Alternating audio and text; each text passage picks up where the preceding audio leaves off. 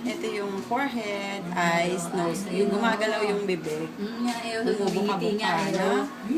Ayun yung kamay. Ayun yung... Ayun yung legs. Ito yung heart niya.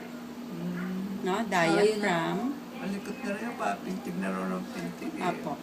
Boy. Ito stomach, heart.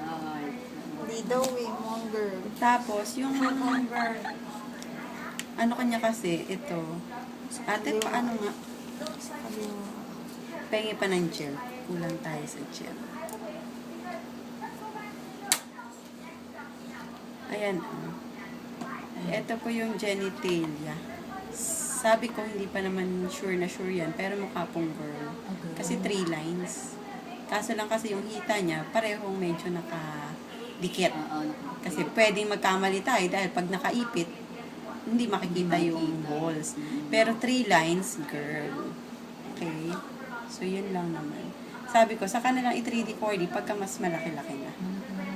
Kasi ngayon, medyo ano pa yan. Medyo payat pa. Or, hindi pa cute. Iba na siya.